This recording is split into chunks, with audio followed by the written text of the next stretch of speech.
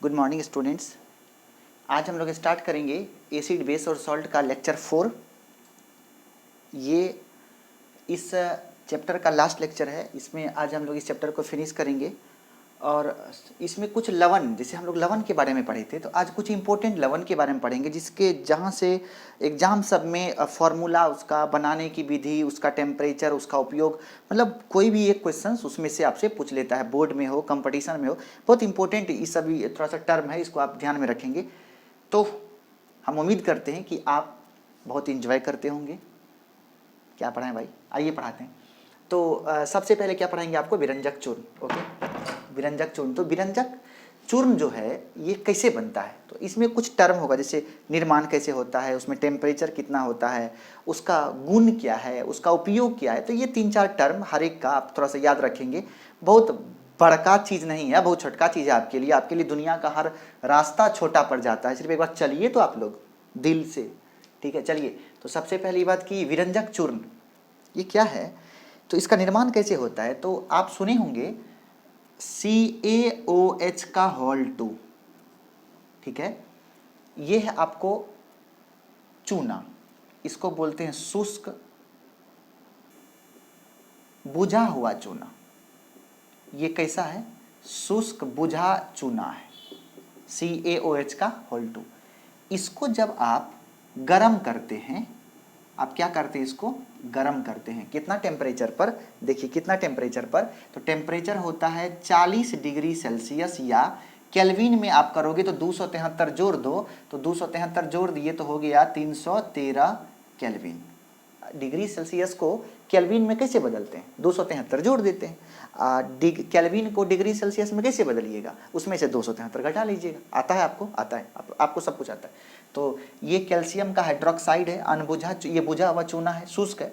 और इसको जब आपने 40 डिग्री सेल्सियस पर गर्म किया तो ये बन गया कैल्शियम का ऑक्साइड, ये बन गया। अब आपने क्या किया, इस कैल्शियम के ऑक्साइड पर, ये जो कैल्शियम का ऑक्साइड बना है, इस पर आपने क्या किया, क्लोरीन गैस प्रवाहित करवा दिया। क्या किया, क्लोरीन गैस प्रवाहित करवा दिया। तब क्या बना, तब बन गया CaOCl2। क्या बन गया, CaOCl2। और ये जो CaOCl2 बना है, इसी को बोलते हैं विरंजक चूर्ण। क्या बोलते हैं, विरंजक चूर्ण। तो सबसे पहली बात, या ब्लीचिंग पाउडर, पहले जानिए कैसे बनता है। तो क्या लिखेंगे, जब शुष्क बुझे हुए चूने को 40 डिग्री सेल्सियस ताप तक गर्म करके क्लोरीन गैस प्रवाहित करवाई जाती है, तब किसका निर्माण होता है, विरंजक चूर्ण का। क्या बोल रहे हैं हम ये बोल रहे हैं, आपके खातिर तो हम कुछ भी बोल सकते हैं। हम ये बोल रहे हैं कि ये जो शुष्क बुझा हुआ चूना है, जब आप इसको 40 डिग्री सेल्सियस पर गर्म करके क्लोरीन गैस प्रवाहित करवाते हो, तो किसका निर्माण होता है, विरंजक चूर्ण का निर्माण होता है। क्या इस लाइन को आपने लिखा, हाँ लिखा। चलिए दूसरा स्टार लिखिए अब आप। ये जो आपका विरंजक चूर्ण है, विरंजक चूर्ण है, इसको, इसका रासायनिक नाम है, इसका रासायनिक नाम क्या है, जरा ये देखिए। इसका रासायनिक नाम क्या है, इसका रासायनिक नाम है calcium, calcium chloro hypochlorite, hypochlorite. क्या नाम है इसका, इसका रासायनिक नाम क्या है, कैल्शियम क्लोरो हाइपोक्लोराइट, ठीक है। इसका नाम क्या है, कैल्शियम क्लोरो हाइपोक्लोराइट। यहाँ से क्या पूछेगा, 10th के बोर्ड एग्जाम में ये असंभव है, ये नहीं पूछ सकता। ये आपको SSC रेलवे उसमें कि विरंजक चूर्ण का रासायनिक नाम क्या होता है, तो उसका फॉर्मूला CaOCl2, ठीक है। ये हो गया आपका, कितना टेम्परेचर तक गर्म करते हैं, 40 डिग्री सेल्सियस तक, केल्विन में कितना, 313। रासायनिक नाम क्या है उसका, क्लोरो हाइपोक्लोराइट। ओके, उसके बाद इसका कुछ गुण है, कुछ भौतिक गुण है, देखेंगे अगला स्टार में हम आपको समझाने वाले हैं विरंजक चूर्ण के कुछ भौतिक गुण। जरा सा इस गुण को आप देखो। सबसे पहला गुण है कि यह अस्थायी यौगिक है। हम बोल देंगे, आप लिखेंगे। ये जो विरंजक चूर्ण है, ये बहुत जल्दी टूट जाता है, इसीलिए जो जल्दी टूट जाए उसको क्या बोलेंगे, अस्थायी के अस्थायी, तो उसको बोलेंगे अस्थायी। तो ये जो आपका विरंजक चूर्ण है, ये कैसा है, ये आपका अस्थायी यौगिक है। विरंजक चूर्ण जो है वो कैसा है, वो अस्थायी यौगिक है, नंबर 1। दूसरा स्टार है, विरंजक चूर्ण सफेद रंग का चूर्ण होता है। ये जो विरंजक चूर्ण है वो किस रंग का होगा, ये सफेद रंग का चूर्ण होता है। तीसरा, इसमें कौन मिला हुआ है, तो इसमें क्लोरीन मिला हुआ है, इसीलिए इससे क्लोरीन की गंध आती है। क्या बोले, ये जो विरंजक चूर्ण है इससे किसका गंध आता है, क्लोरीन का गंध आता है। तो कैमा पॉइंट था, तीसरा पॉइंट क्या था कि विरंजक चूर्ण से किसका गंध आता है, क्लोरीन का, क्योंकि इसमें कौन मिला हुआ है, क्लोरीन। तो सबसे पहला ये अस्थायी यौगिक है, ये सफ़ेद रंग का चूर्ण होता है, इससे क्लोरीन की गंध आती है। और चौथा पॉइंट में आप समझेंगे कि जब आप इसको जल में घोल दोगे, देखिएगा जब आप जल से अभिक्रिया, जब आप ये विरंजक चूर्ण को जल में घोल दोगे तो CaOCl2, अगर आप H2O जल में डाल देंगे तो ये बन जाएगा, ये बन जाता है CaOH का होल 2 प्लस Cl2। क्या बोले, यदि आप इसको जल में डाल देते हो तो ये क्या होगा, CaOH का होल 2 हो बन जाएगा, कैल्शियम का हाइड्रोक्साइड बना लेगा और क्लोरीन गैस मुक्त कर देता है। ठीक है। पांचवा जो स्टार है, यदि आप इसे खुला छोड़ देते हैं, खुला छोड़ने पर इसमें से क्लोरीन स्वतः निकल जाता है। खुला छोड़ देते हैं तो इसमें से क्या होता है, क्लोरीन Cl2 स्वतः निकल जाता है, स्वतः खत्म हो जाता है, स्वतः निकल जाता है। इसीलिए आप देखे होंगे कि जैसे मान लीजिए आप विरंजक चूर्ण ला के घर में रखे और बहुत दिन उसको छोड़ दिए इसे खुला, तो उसका जो पावर है, उसकी जो ताकत है वो खत्म हो जाती है। ठीक है। छठा जो है, यदि आप विरंजक चूर्ण को गर्म करते हैं, गर्म करने पर इसको अगर गर्म किया जाए, गर्म करने पर यह जो है O2 गैस निकालता है, O2 गैस मुक्त करता है, O2 गैस निकालता है। कैसे, वो देखो CaOCl2 को यदि आप इसको गर्म करेंगे तो ये बन जाएगा आपको CaCl2 प्लस बन जाता है O2। ठीक है। तो ये इसका कुछ भौतिक गुण है। क्या क्या गुण है, ये अस्थायी होता है, यह सफ़ेद रंग का चूर्ण है, ये तीसरा नंबर में क्या था, तीसरा नंबर में क्या था, जो भी हो, ये क्लोरीन, इसमें से क्लोरीन का गंध आता है, जल के साथ अभिक्रिया करके क्लोरीन गैस मुक्त करता है, खुला छोड़ देने पर यह क्लोरीन स्वतः निकल जाता है, और गर्म करने पर क्या होता है, O2 निकालता है। गर्म करने पर ये क्या निकालता है, O2 निकालता है। ये क्या था, इसका गुण था। इसका कुछ उपयोग देखेंगे आप, CaOCl2 का उपयोग, इसका कुछ उपयोग है, कुछ उपयोग किया जाता है, कुछ इसका यूज है, देखेंगे। सबसे पहला यूज है कि इसका जो यूज होता है वो कीटाणुनाशक के रूप में होता है। क्लोरीन है, जहाँ कहीं भी क्लोरीन देखिए, आप DDT का नाम सुने होंगे, डाइक्लोरो डाइफिनाइल ट्राइक्लोरोइथेन, DDT, वो भी क्या है, कीटाणुनाशक। जैसे हम लोग गेहूं में मिला के, चावल मिला के, इसमें रखता है कि वो सुरक्षित रहे, उसमें कोई कीड़ा वड़ा नहीं लगे। तो ये जो आपका कैल्शियम ऑक्सीक्लोराइड है, इसका नाम कैल्शियम ऑक्सीक्लोराइड भी। तो आपने क्या बोला कि ये जो आपका विरंजक चूर्ण है, इसका उपयोग कीटाणुनाशक के रूप में होता है। दूसरा उपयोग क्लोरीन तथा क्लोरोफॉर्म बनाने में होता है, क्लोरोफॉर्म बनाने में होता है। इसका उपयोग क्या क्या बनाने में होता है। ठीक है। क्या पहला क्या है, पहला कीटाणुनाशक के रूप में, दूसरा क्या है, क्लोरीन तथा क्लोरोफॉर्म बनाने में होता है, तीसरा इसका उपयोग वस्त्र उद्योग में होता है। कहाँ पे होगा, वस्त्र उद्योग में। चौथा, इसका उपयोग चमड़ा उद्योग में होता है, चमड़ा उद्योग में। इसका उपयोग कागज उद्योग में होता है, कागज उद्योग में इसका उपयोग विरंजक के रूप में होता है, विरंजक के रूप में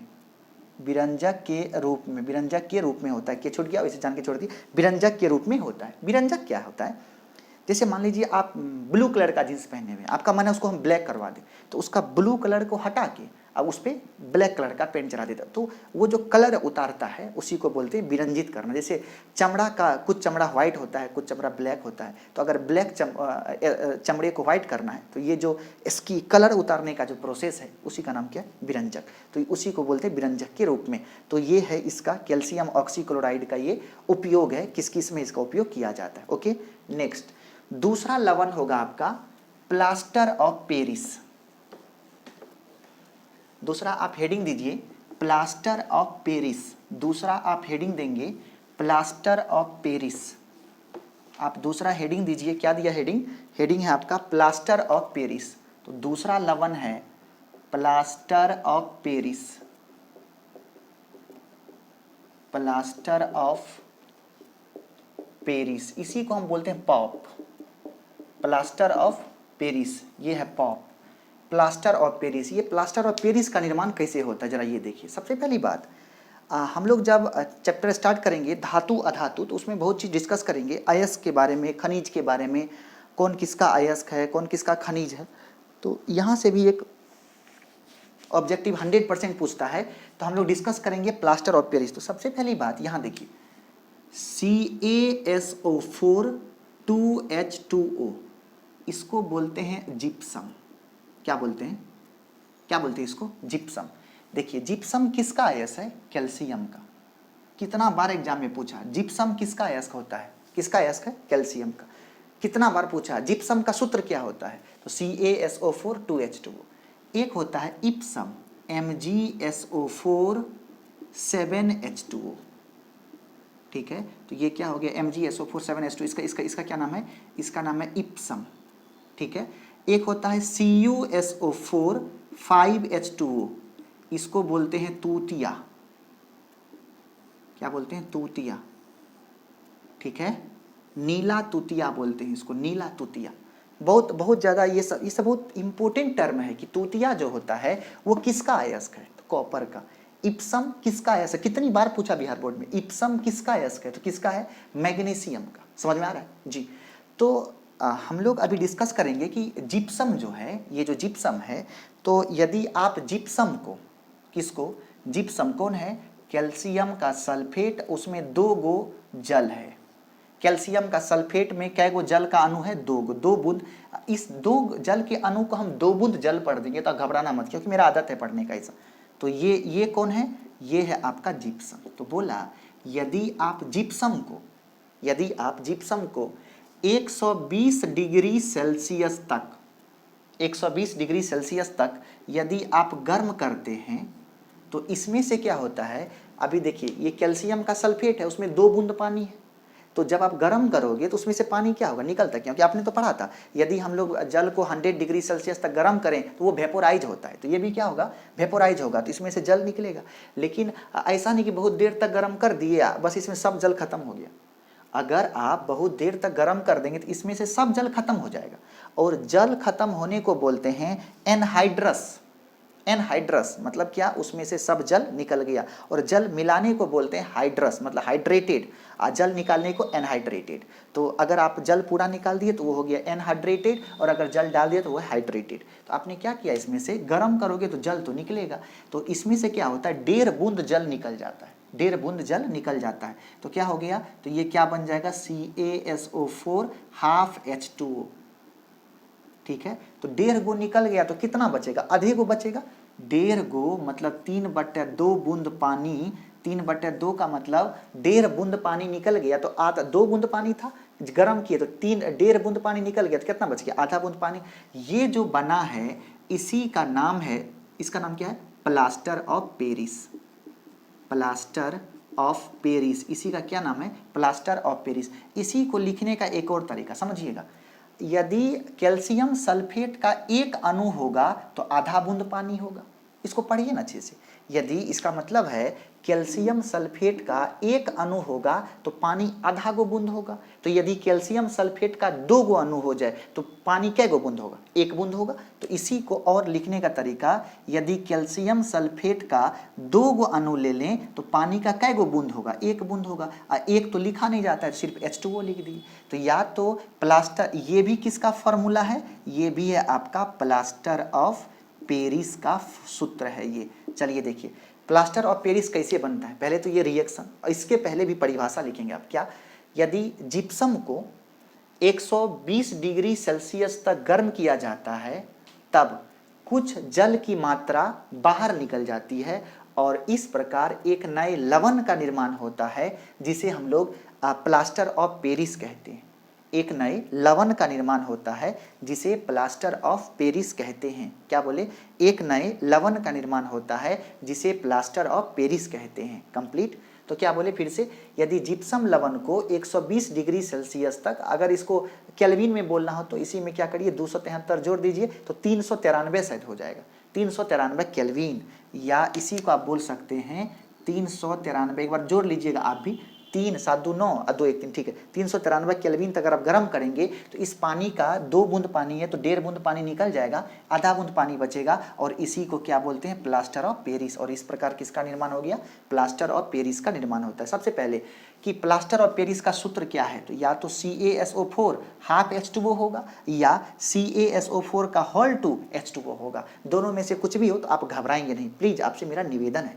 तो यहाँ जिप्सम किसका अयस्क है, कैल्शियम का। इप्सम किसका अयस्क है, मैग्नीशियम का। नीला तूतिया किसका अयस्क है, तो यह है कॉपर का।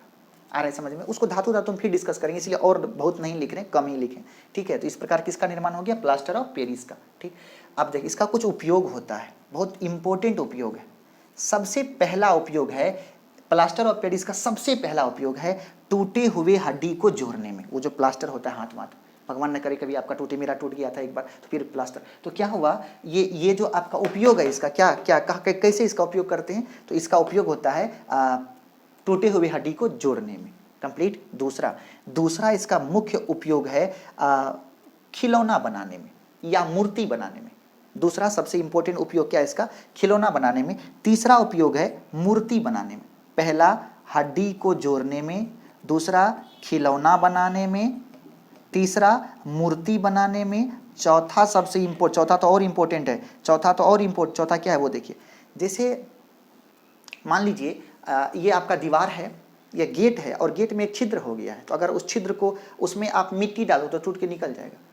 तो उसमें आप जो है अगर मजबूती से उसको पैक करना है तो छिद्र को बंद करने में प्लास्टर ऑफ पेरिस का उपयोग किया जाता है। किसी भी छिद्र को बंद करने में किसका उपयोग करेंगे, प्लास्टर ऑफ पेरिस का उपयोग करते हैं। और जो पांचवा है वो तो और भी ज़्यादा इंपॉर्टेंट है। मान लीजिए आपका ये घर है और डर है कि इसमें कुछ आप ऐसा काम करते हो जिससे कि रूम में आग वाग निकलता है, तो अगर इस रूम में आग वाग लगने से बचानी है तो आप इस प्लास्टर पर से क्या कीजिए, रूम में जैसे आपका प्लास्टर है तो उस पर आप एक लेयर चढ़ा दीजिए प्लास्टर ऑफ पेरिस का, तो उससे आपका जो कमरा है वो अग्निरोधी बन जाएगा। तो ये हो गया किसी भी कमरे को अग्निरोधी बनाने में किसका उपयोग होता है, तो प्लास्टर ऑफ पेरिस का उपयोग होता है। तो क्या बोले, प्लास्टर ऑफ पेरिस का उपयोग हड्डी, टूटे हुए हड्डी को जोड़ने में, खिलौना बनाने में, मूर्ति बनाने में, छिद्र को बंद करने में, ये क्या है, ये है छिद्र को बंद करने में। और पांचवा क्या है, किसी भी कमरे की दीवार को अग्निरोधी बनाने के लिए किसका उपयोग करेंगे, प्लास्टर ऑफ पेरिस का। तो ये हमने क्या समझाया आपको। दूसरा एक इंपॉर्टेंट लवण था जिसका नाम है प्लास्टर ऑफ पेरिस, ओके। तीसरा पॉइंट आप पढ़ेंगे नमक के बारे में। तीसरा हेडिंग दीजिए आप नमक, जिसको आप बोलते हैं सॉल्ट।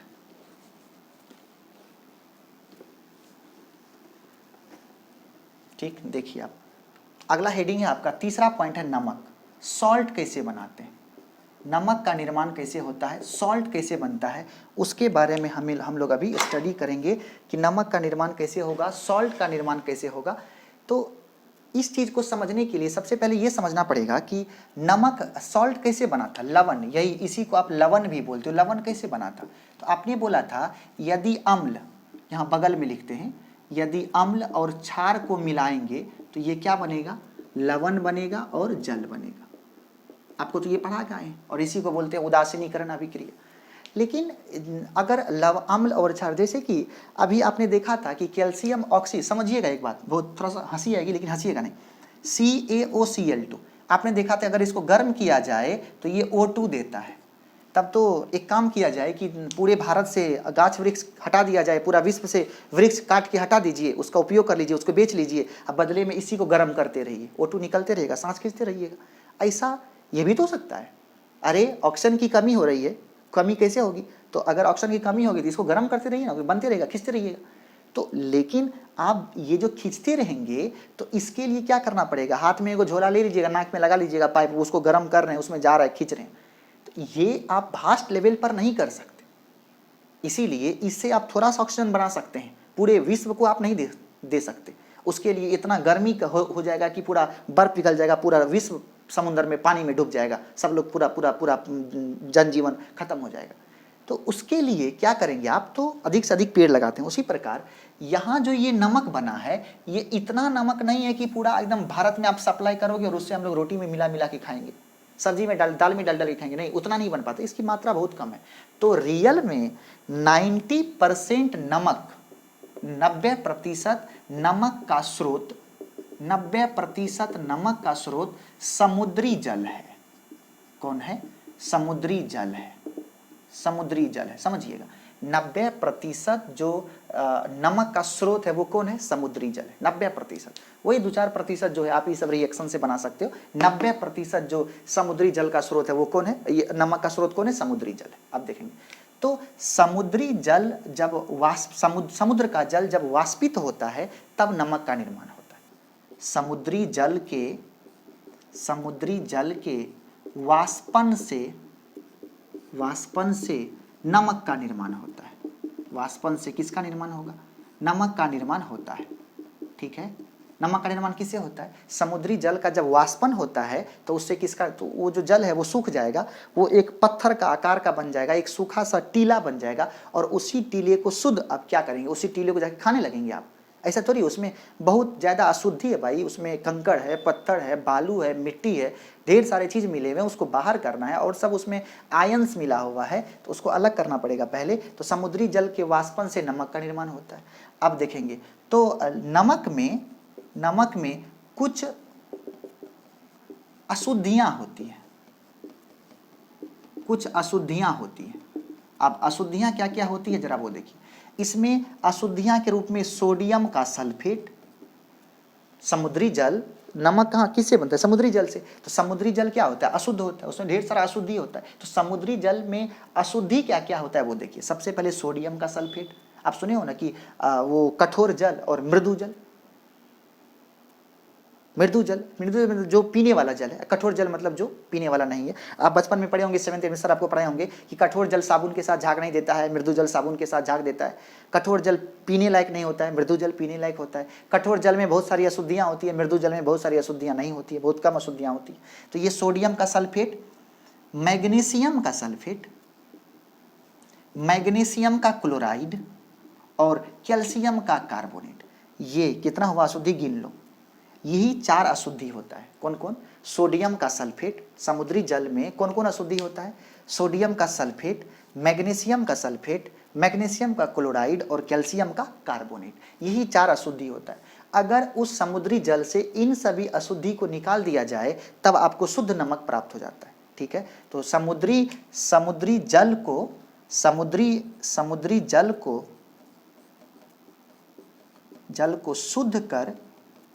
शुद्ध करके Na2SO4 MgSO4 CaCO3 को बाहर कर दिया जाता है। बाहर कर दिया जाता है, क्या बोले? ये जो आप कौन कौन Na2SO4 MgSO4 CaCO3 इसको तो बाहर कर दिए, लेकिन ये जो MgCl2 है ये बाहर नहीं होता है। MgCl2 नमक से बाहर नहीं होता है। ये एक ऐसा अशुद्धि है जो नमक से बाहर नहीं होता है, वो नमक में ही रहता है। ठीक है, तब और इस प्रकार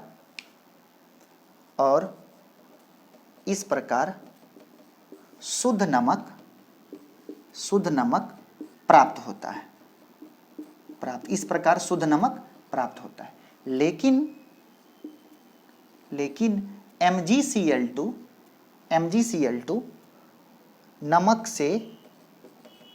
नमक से बाहर नहीं होता है।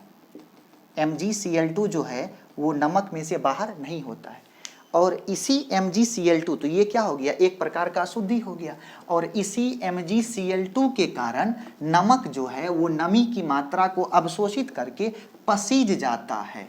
अब देखिए नमक पिघल जाता है, और नमक के पिघलने का कारण यही MgCl2 है। तो अगला हेडिंग है नमक के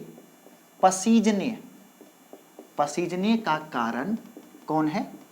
MgCl2 है। कंप्लीट। दूसरा स्टार, MgCl2 को प्रस्वेदी कहते हैं। क्या कहते हैं? डेलिक्वेसेंट, प्रस्वेदी कहते हैं, डेलिक्वेसेंट कहते हैं, प्रस्वेदी कहते हैं। प्रस्वेदी का मतलब जो नमी को अवशोषित करता है। प्रस्वेदी का मतलब क्या होता है? जो नमी को अवशोषित करता है उसे क्या कहते हैं? प्रस्वेदी। और बताइए नमक किसके कारण से पिघलता है? तो MgCl2 के कारण से पिघलता है। ठीक है, नमक को आयोडीन युक्त बनाने के लिए नमक को आयोडीन युक्त बनाने के लिए KI या KiO3। सर आप के लिए KI या KiO3 मिलाया जाता है।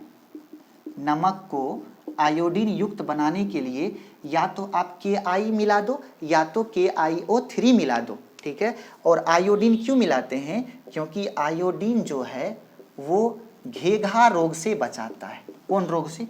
घेघा रोग से बचाता है। इसीलिए हम लोग नमक में क्या मिला दिए? आयोडीन। आयोडीन किस चीज़ से बचाता है? घेघा रोग से बचाता है। तो शरीर को हमेशा आयोडीन मिलता रहना चाहिए थोड़ी थोड़ी मात्रा में। तो थोड़ी थोड़ी मात्रा में आयोडीन आप भोर दोपहर सांझ आप थोड़ी लीजिएगा। तो ऐसा कौन सा चीज़ है जो हम लोग थोड़ी थोड़ी मात्रा में हमेशा लेते हैं? बिस्किट खाइए, आप भुजिया खाइए, आप सब्जी दाल खाइए, आप पूरी खाइए, कुछ भी खाइए, तो उसमें क्या आपको हल्का फुल्का मिलता? नमक की मात्रा मिल जाती है। इसीलिए आपने नमक में ही आयोडीन मिला दिया ताकि हल्का फुल्का आयोडीन हमेशा जाता रहेगा और आपके शरीर में जो घेघा नमक रोग है वो आपके शरीर में कभी भी उत्पन्न नहीं होगा। तो इस रोग से बचने के लिए आपने क्या किया? नमक में क्या मिला दिया? आयोडीन मिला दिया। तो इस प्रकार हम लोग किसको पढ़े? हम लोग पढ़े किसको पढ़े? किसको पढ़े? तो हम लोग पढ़े किसको पढ़े? जरा बताइए। हम लोग तीसरा पॉइंट अभी पढ़े नमक के बारे में, ठीक है। चौथा पॉइंट हम लोग पढ़ेंगे NaOH का निर्माण, सोडियम हाइड्रोक्साइड का निर्माण। अगला चौथा टर्म क्या पढ़ेंगे हम लोग? सोडियम हाइड्रोक्साइड का निर्माण। तो अगला होगा NaOH का निर्माण। अगला टर्म आप क्या पढ़ेंगे? NaOH का निर्माण। ये क्या है? सोडियम हाइड्रोक्साइड है। इस सोडियम हाइड्रोक्साइड को NaOH का निर्माण। तो हम लोग चौथा पॉइंट पढ़ेंगे NaOH। NaOH क्या है? ये क्षार का निर्माण, ये क्षार है।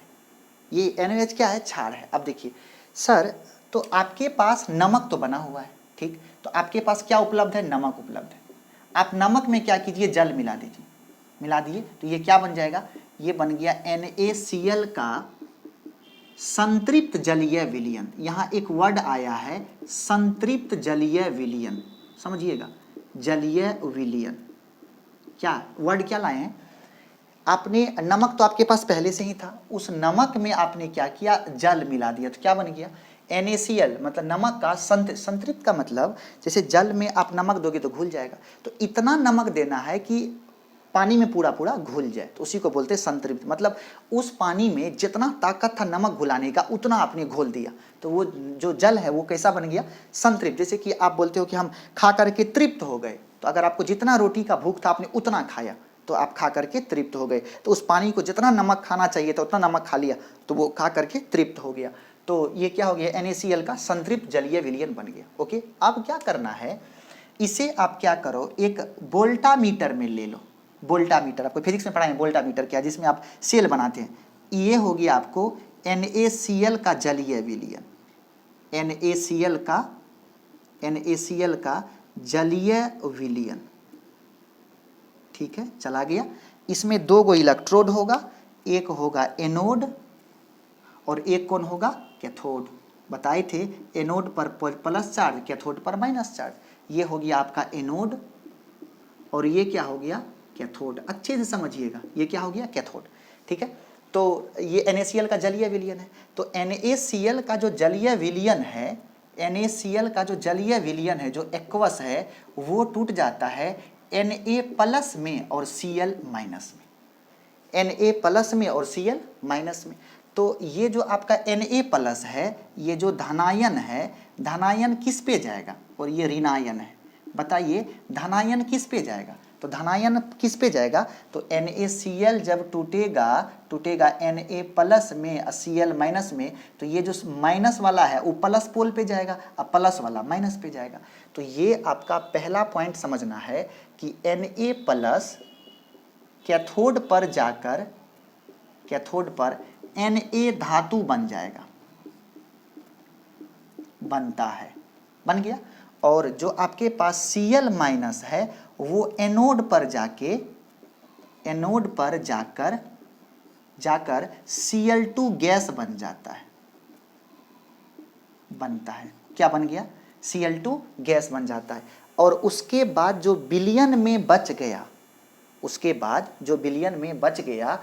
बाद क्योंकि ये NaCl बनेगा, यहाँ से जो आपका Na खत्म हो गया, नीचे अंदर में क्या बच गया? पानी, अंदर में पानी बच गया। तो सोडियम और ये जल दोनों मिलके क्या बना देगा, NaOH सोडियम का हाइड्रोक्साइड तथा NaOH का निर्माण होता है, NaOH का निर्माण होता है। ठीक है, तो इस प्रकार आपने क्या बोला, आप समझिएगा, यदि नमक को जल में घोलकर अर्थात नमक के संतृप्त जलीय विलयन का इलेक्ट्रोलाइसिस किया जाता है, इसमें क्या हुआ, आपको क्या करवानी है, धारा प्रवाहित, इलेक्ट्रोलाइसिस मतलब विद्युत अपघटन। फिर से बोलते हैं, जब नमक के संतृप्त जलीय विलयन का विद्युत अपघटन करवाया जाता है तब NaOH का निर्माण होता है। इस पॉइंट को फिर सुनिए, जब NaCl नमक के संतृप्त जलीय विलयन का विद्युत अपघटन करवाया जाता है, फिर से सुनिए, जब नमक के संतृप्त जलीय विलयन का विद्युत अपघटन करवाया जाता है तब किसका निर्माण होगा, तब किसका निर्माण होगा, तब निर्माण होता है NaOH का निर्माण होता है। किसका निर्माण होगा, NaOH का निर्माण होता है। और इस विधि को ये जो NaOH बनाने की जो विधि है, इसको क्लोर क्षार अभिक्रिया कहते हैं, क्लोर क्षार अभिक्रिया कहते हैं। ठीक है, अब आपसे क्या पूछेगा, यहाँ क्वेश्चन देखिए, क्लोर क्षार अभिक्रिया के द्वारा किसका निर्माण होता है, किसका निर्माण होता है, NaOH का निर्माण होता है। NaOH का निर्माण इनमें से किसके द्वारा होता है, इसके द्वारा, किसके द्वारा होता है, क्लोर क्षार अभिक्रिया के द्वारा होता है। ठीक है, देखिए अब एक स्टार और याद रखिएगा आप, बीच में आएगा अमोनिया का निर्माण,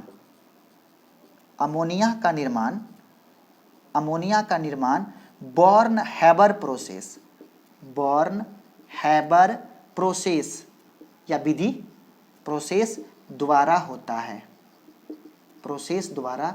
है। अमोनिया का निर्माण किसके द्वारा, NaOH का निर्माण, क्लोर क्षार अभिक्रिया, इससे किसका निर्माण होता है, NaOH का। अमोनिया का निर्माण किस विधि से होता है, बॉर्न हैबर प्रोसेस के द्वारा किसका निर्माण होता है, अमोनिया का निर्माण होता है, NH4 का निर्माण होता है। ओके, तो उसके बाद देखेंगे। अब जरा हम इसका रिएक्शन लिखना चाहते हैं, इसका रिएक्शन क्या है, आपने क्या बोला, इसका रिएक्शन है, देखेंगे इसका रिएक्शन बनेगा कि आपने कहा कि NaCl का प्लस क्या है, प्लस H2O है। तो जब इसका हम लोग इलेक्ट्रोलाइसिस करेंगे, इलेक्ट्रोलाइसिस का मतलब हो गया विद्युत अपघटन करेंगे, तो वो बनेगा NaOH plus H2 plus Cl2। ठीक है, कौन क्या क्या बन गया, सोडियम का हाइड्रोक्साइड बन गया, हाइड्रोजन बन गया और क्लोरीन बन गया। ठीक है, आप देखेंगे नमक का उपयोग तो आप जान गए, अब जरा सा इस तीनों का उपयोग आप लिखेंगे और हम बोलते चलेंगे, आप नोट करेंगे। सोडियम हाइड्रोक्साइड का सबसे पहला उपयोग होता है अभिकर्मक के रूप में, सबसे पहला उपयोग लिखिए, सबसे पहले आप हेडिंग दीजिए NaOH का उपयोग, NaOH का उपयोग, क्या दिया आपने, NaOH का उपयोग। तो सबसे पहला उपयोग है इसका किस रूप में, रीएजेंट, अभिकर्मक के रूप में, अभिकर्मक के रूप में इसका उपयोग किस रूप में होगा, अभिकर्मक के रूप में। दूसरा, ये जो आपको NaOH है, इसका उपयोग होता है लवण बनाने में, इसका उपयोग होता है साबुन के निर्माण में, इसका उपयोग होता है ग्रीस या तेल हटाने में। आपको बताए थे क्षार जो है वो ग्रीस या तेल से भी क्रिया करता है, आपको बताए हमें पिछले लेक्चर में, ग्रीस या तेल हटाने में किसका उपयोग होता है, तो ये उपयोग होता है NaOH का। अभिकर्मक के रूप में, लवण बनाने में, साबुन के निर्माण में, ग्रीस या तेल हटाने में किसका उपयोग होता है, तो NaOH का उपयोग होता है। कंप्लीट। दूसरा कौन है, दूसरा है H2, अगला हेडिंग है H2 का उपयोग, H2 का उपयोग देखेंगे आप।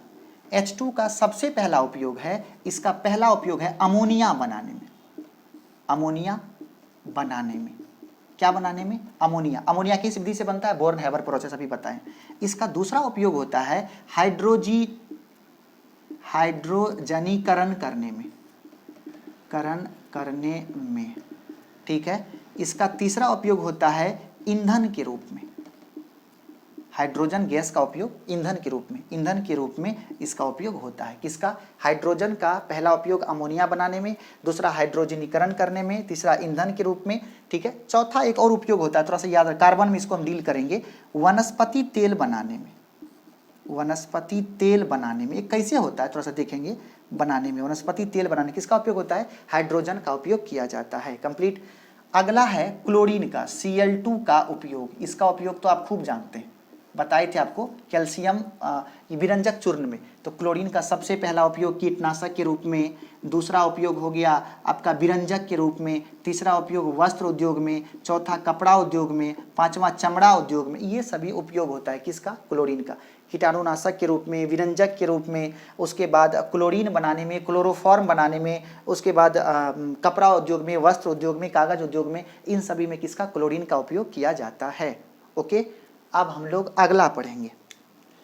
अगला क्या पढ़ा आपने, NaOH का निर्माण पढ़ा, आपने NaOH का उपयोग पढ़ा, आपने हाइड्रोजन का उपयोग पढ़ा, क्लोरीन का उपयोग पढ़ा, NaOH का उपयोग पढ़ा, वगैरह वगैरह वगैरह। पांचवा जो होगा वो होगा Na2CO3। क्या नाम है इसका, इसका नाम है sodium carbonate. Sodium carbonate, carbonate, या इसी को बोलते हैं वॉशिंग सोडा। वॉशिंग सोडा, या इसी को बोलते हैं धोवन सोडा। धोवन सोडा। तो ये सब इसका नाम है। क्या क्या नाम हो गया, चाहे Na2CO3 सोडियम कार्बोनेट कहिए, वॉशिंग सोडा कहिए, धोवन सोडा कहिए, वगैरह वगैरह, जो मन में आता है वो।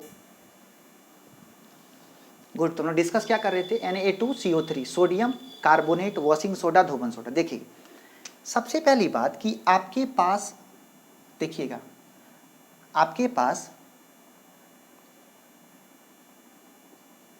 ये क्या है, अमोनिया। ठीक है, तो ये हो गया आपका अमोनिया। और उसके बाद ये है आपके पास कि प्लस, ऐसे इसको समझिए, आपके पास नमक का जलीय विलयन है, नमक का जलीय विलयन है, और उसमें जो है आप क्या करेंगे, अमोनिया गैस प्रवाहित करवाइए। अमोनिया गैस प्रवाहित करवाइए। तो इसको ऐसे लिखेंगे, अमोनिया गैस से बने नमक के संतृप्त जलीय विलयन।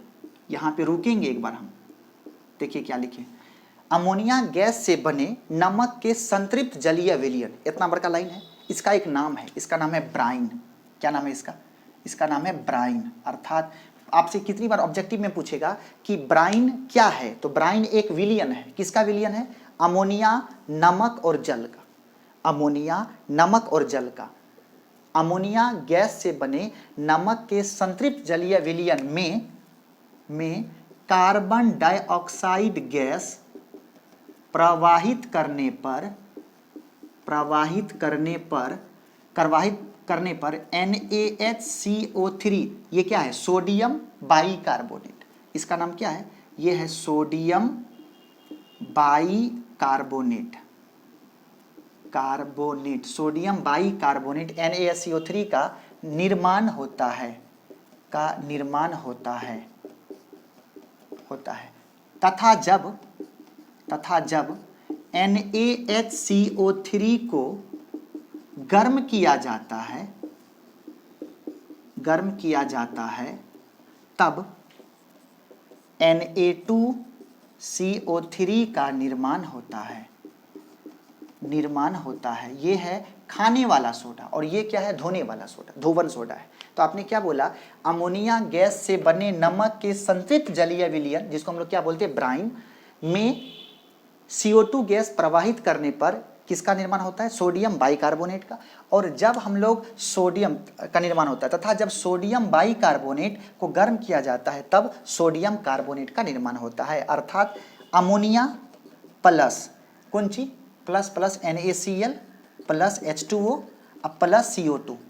ठीक है, तो ये क्या बनेगा, ये आपका बनेगा NH4Cl, ये अमोनियम क्लोराइड है, अब प्लस NaHCO3, ये सोडियम बाइकार्बोनेट है। जब आप इस NaHCO3, ये है आपका सोडियम, ये अमोनियम क्लोराइड, वो है सोडियम बाइक, इसी को बोलते हैं नौसादर। ये है खाने वाला सोडा, बेकिंग सोडा बोलते हैं उसको। जब NaCO3 को जब आप गर्म करते हो, तब ये क्या बन जाता है, Na2CO3। और इस प्रकार धोवन सोडा का निर्माण होता है। और इस प्रकार धोवन सोडा का निर्माण होता है। क्या बोले, और इस प्रकार धोवन सोडा का निर्माण होता है, और इस प्रकार धोवन सोडा का निर्माण होता है। कंप्लीट। नेक्स्ट आपको एक बात समझना पड़ेगा, इसका कुछ उपयोग है। इसका उपयोग क्या क्या है जरा वो देखिए। तो इसका उपयोग, पहला उपयोग है, इसका उपयोग होता है विरंजक के रूप में। विरंजक के रूप में किसका, ये Na2CO3 का उपयोग होता है विरंजक के रूप में। दूसरा, विरंजक के रूप में जैसे ही होगा तो आप उसको वस्त्र उद्योग, चमड़ा उद्योग, ये आप लिख सकते हैं। दूसरा उपयोग इसका होता है कपड़ा धोने में। तीसरा उद्योग इसका होता है अभिकर्मक के रूप में। तो ये सभी इसका मुख्य उपयोग है। कपड़ा, धोवन सोडा है तो इसका उपयोग आप कपड़ा धोने में कर सकते हैं, इसका उपयोग आप अभिकर्मक के रूप में कर सकते हैं, इसका उपयोग आप विरंजक के रूप में कर सकते हैं, इसका उपयोग आप चमड़ा उद्योग, वस्त्र उद्योग में कर सकते हैं, वगैरह वगैरह। तो इस प्रकार जो है किसका निर्माण हुआ, इस प्रकार निर्माण हुआ है सोडियम कार्बोनेट का। इस प्रकार निर्माण किसका हुआ है, सोडियम कार्बोनेट का। ओके, और इस प्रकार निर्माण किसका हो गया, सोडियम कार्बोनेट का। कंप्लीट। ये जो आपका विधि है, इसमें गौर करो आप कि इसमें यूज किसका किए हैं आप यूज किए हैं अमोनिया का। ठीक है, और ये बनाने की जो विधि है इसका एक नाम है, क्या नाम है जरा वो देखिए, सोडियम बाइकार्बोनेट Na2CO3 को बनाने की विधि को अमोनियम सोडा विधि कहा जाता है। क्या कहते हैं, या अमोनिया सोडा विधि, अमोनिया सोडा विधि कहा जाता है। इसको क्या कहते हैं, अमोनिया सोडा विधि कहा जाता है। Na2CO3 को बनाने का जो प्रोसेस है, इस प्रोसेस को हम लोग क्या बोलते हैं, इसको अमोनिया सोडा विधि या अमोनियम सोडा विधि कहा जाता है। ओके, तो इसमें दो चीज़ आपने पढ़ा। एक पढ़ा NaHCO3, ये क्या है, खाने वाला सोडा। ये है आपका खाने वाला सोडा। इसमें दो चीज़ है, खाने वाला सोडा, इसी को बोलते हैं बेकिंग सोडा। ठीक है, इसी को बोलते हैं पकाने वाला सोडा। तो इसमें दो चीज़ है, एक है खाने वाला सोडा का निर्माण और एक है धोने वाला सोडा का निर्माण। तो सबसे पहली बात ये क्या है, ये है आपका नौसादर। अमोनियम क्लोराइड को क्या बोलते हैं, नौसादर। ये आपका अमोनियम क्लोराइड है। तो आपने क्या बोला, ये खाने वाला सोडा। जब खाने वाले सोडा को आप गर्म करेंगे तो वो क्या बन जाएगा, धोने वाला सोडा। ओके, हम लोग इस चैप्टर को आज यहाँ पे लॉक करेंगे और एक नया चैप्टर शायद कल आपका स्टार्ट होगा। हम उम्मीद करते हैं कि आप सभी लेक्चर को अच्छे से देखेंगे, केमिस्ट्री का खूब सुंदर सा नोट्स बनाएंगे। अगर कोई भी प्रॉब्लम होगा तो इस दिए गए नंबर पर आप हमें या तो कॉल करेंगे या तो व्हाट्सअप करेंगे। किसी भी प्रकार का कोई दिक्कत हो तो आप हमसे कभी भी फ़ोन कर सकते हैं। हम कोशिश करेंगे कि आपके हर फ़ोन कॉल्स का, हर एक व्हाट्सअप का हम जवाब दे सकें। Okay, thank you so much.